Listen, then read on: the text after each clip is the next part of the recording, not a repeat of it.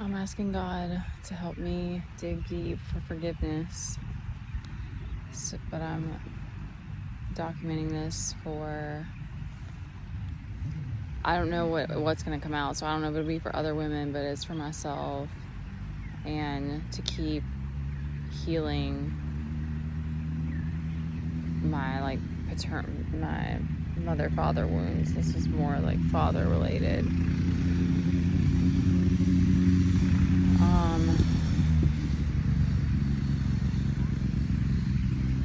So I lived with my dad. Well, I guess I should start it with I remember at least once my dad standing up for me when my mom was being mean and saying don't berate her. But when my mom kicked us out of our house, and there was another time, I think, in front of my dad, there was at least one other time I remember where she gaslit me, and I remember my dad afterward, making him, saying something about it, or being like, that was really heated, but at the time, he didn't speak up, he didn't say anything, he didn't defend me.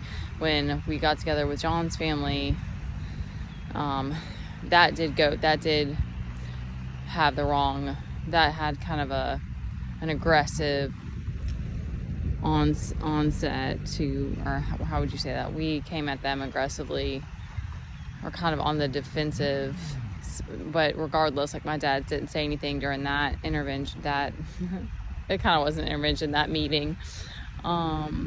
So in that way, he never protected me, and he sided with my mom, essentially. So it's he chose, he was married to her, and he didn't see, he would say things like, you're doing a good job raising these kids, because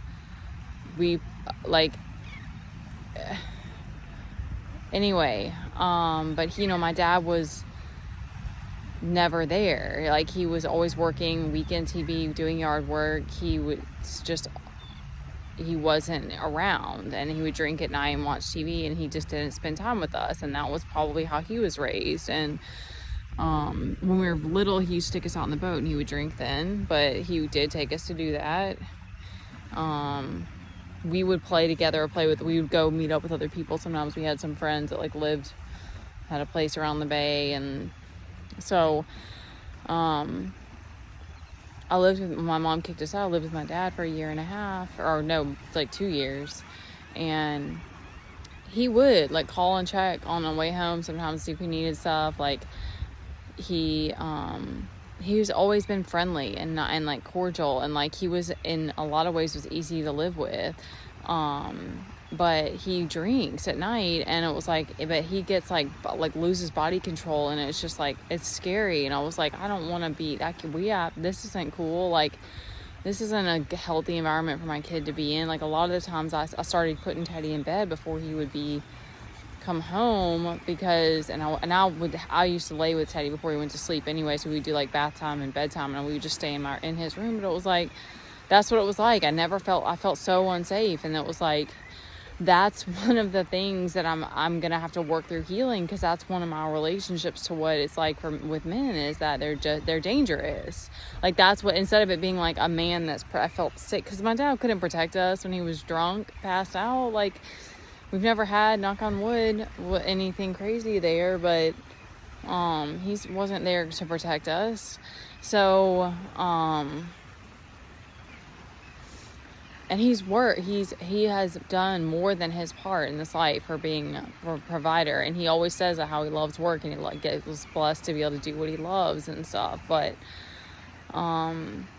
and whenever my Teddy would lash out at me, he always winces and looks away, he can't deal with it. And recently when we got together with him one time, that happened, and I always shoulder it because I'm his mom. I'm with Teddy all the time, but I'm there's things that have happened where I realize I am stronger than both of my parents, emotionally, and that's why God chooses, puts you in the position that you're in and chooses you, and he forces you to deal with the hard stuff, the stuff that demands loyalty, demands sovereignty, it demands integrity, it demands your presence, it demands your time and attention, it demands surrender, it demands letting go, it demands sacrifice. Sorry, I didn't think I was going to keep going. So it's hard.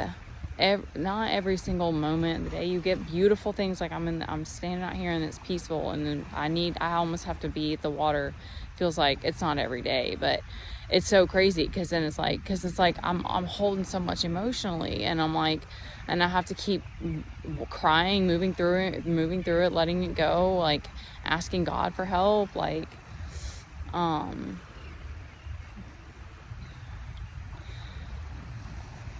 and when I'm not doing stuff to make sure I'm like making time for play and like keeping my inner child happy and stuff, because it's like it all goes together. But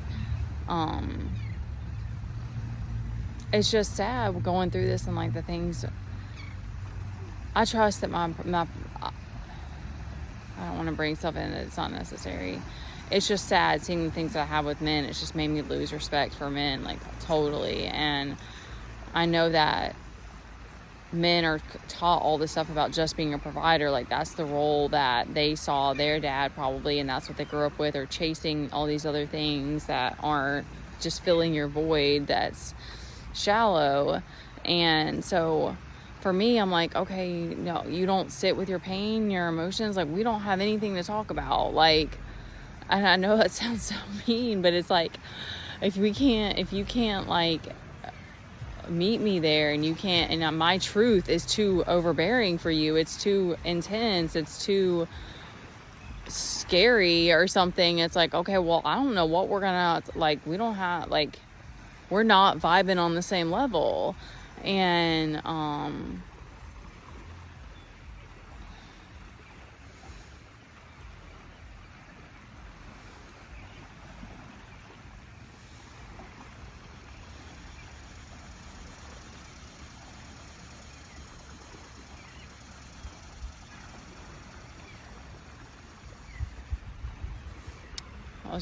I was just wanting to wrap it up. So I'm asking for forgiveness because trying to study a woman or stalk her all the time and like try to God is just going to keep showing you this, like, the divine feminine is not here to be understood.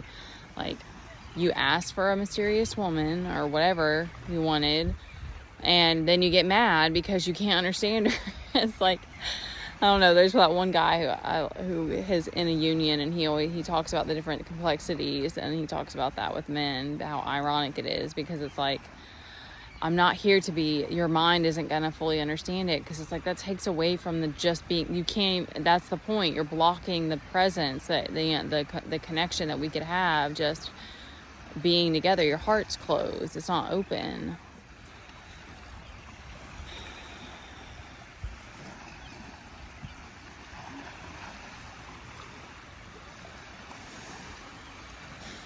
Alright, I just needed to put that out here and